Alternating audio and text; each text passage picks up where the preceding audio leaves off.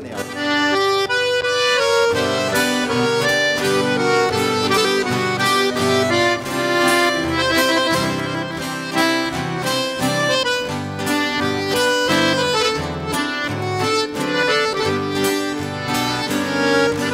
Meu bem, eu queria que você voltasse ao menos pra buscar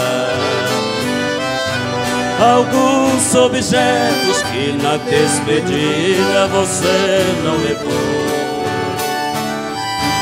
Um batom usado caído no canto da penteadeira, um vestido velho cheio de poeira jogado no quarto com marcas de amor. Vestido de seda, o seu manequim também te deixou. Ali no cantinho não tem mais valor, se não tem aquela que tanto te usou.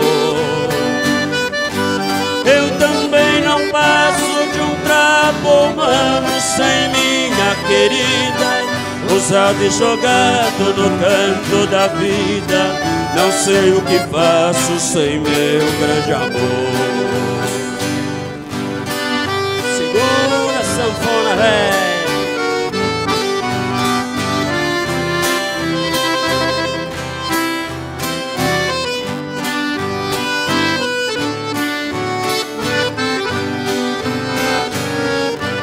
Eu já nem acendo a luz do meu quarto quando vou deitar,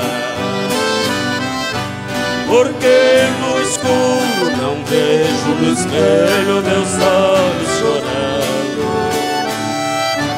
Não vou na cozinha pra não ver dois copos vazios na mesa, fazendo lembrar com tanta tristeza a última noite que nós nos amamos. Vestido de seda, o seu manequim também te deixou.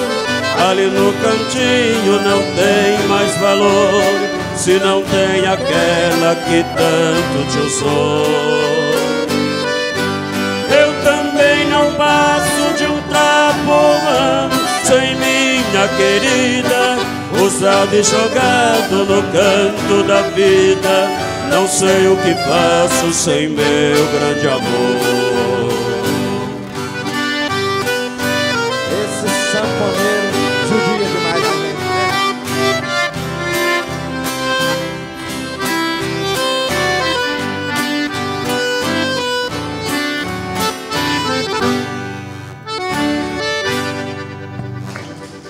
Obrigado. Obrigado. Muito bem.